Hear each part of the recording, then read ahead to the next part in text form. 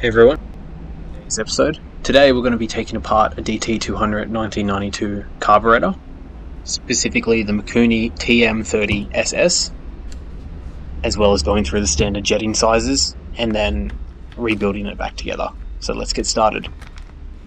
Firstly, we're going to take the face of the carburetor off, just so we can access the internals.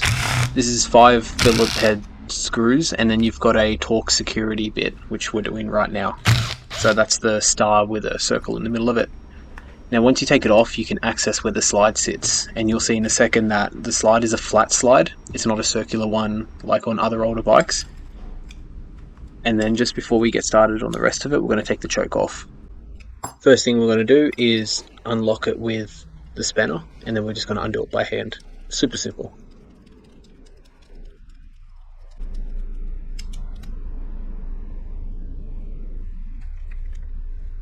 Now we're going to take the idling screw out. Now it's important when you take this out, you got to watch out for a washer.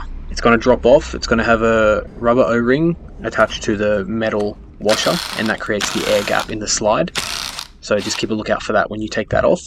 And now we're going to take the bowl out and then assess what kind of fuel was in there. It doesn't look like there's any oil. It looks like it was pre-mixed, and it was actually pretty clean for what it was. Now that we've taken the main jet guard off, we're going to take the main jet out. So the main jet size is a hashtag 150, or in other words, a 1.5mm diameter.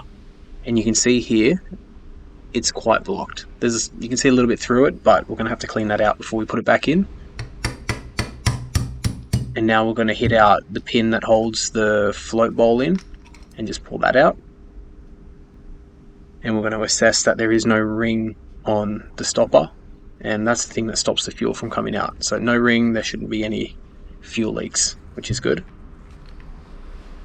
From here, I'm just going to take out the float guards. You don't have to do this, but I'm just doing it to fully dismantle it so I can get a look at the whole carburetor, just to make sure there's no cracks or anything, even though it's unlikely.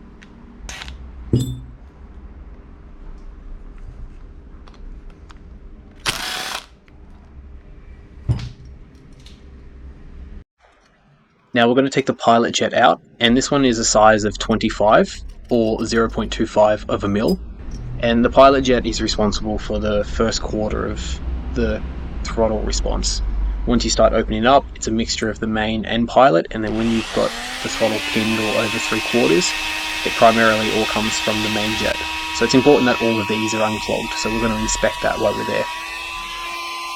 Going to give it a little bit of a quick clean while it's dismantled, and then we're just going to put it back in the bike after rebuilding it. So this carburetor is a super simple carburetor, very reliable. You can also hook up the water lines, so you can have radiator fluid running through the carburetor to keep it clean. But from people who've owned the bike, they said that they've never done that and they've never had overheating issues. So now that the main jet's clean, you can see there it's way more open. You can see that it's a 1.5mm diameter now. You want to make sure that that main jet washer is in first, and then you're going to twist the main jet back in, and then just finish it off with a spanner or a ratchet. From there, I'm going to follow a very similar process to dismantling it, so I'm putting the float guards back in, then I'm going to put the pilot jet back in. Remember, we're just going to clean that out, just so we know that that's working.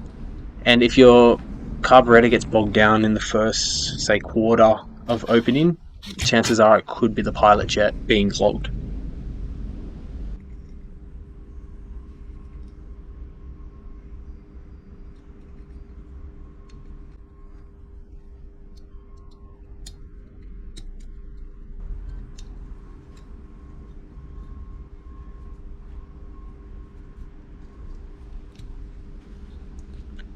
The final touches of the guard going around the main jet. That's pretty much it. It's a super simple carburetor, a pilot jet, a main jet, your float mechanism, and that's it really for the bottom end of the carburetor. And then just screw it back on with 3 Phillips head screws, and then that's pretty much it. Now remember, with the idling screw, you want to make sure that that washer is on the end, and that's super important so it doesn't create an air leak. And as you can see here, the slide actually has an angle, so if you push the screw in, it's going to push the slide up, and then that's what's going to make it idle higher. So that's where you can control, the idle of the bike.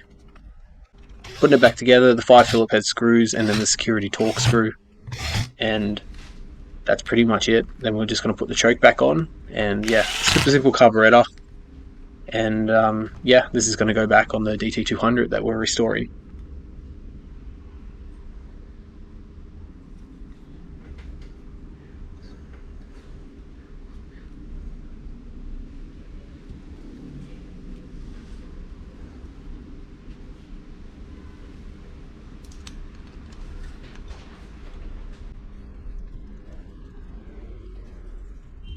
Choke's going to go on the same way it came off, so we're going to hand tighten it down, and then we're going to get a spanner in there and just lock it off.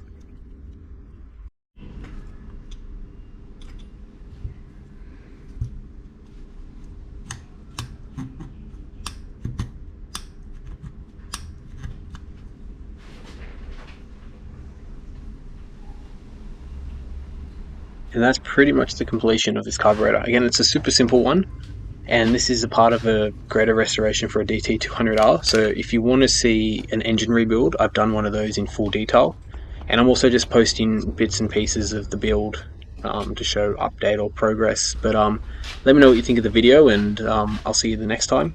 If you want to follow the build, feel free to subscribe, like, or comment, and see you next video.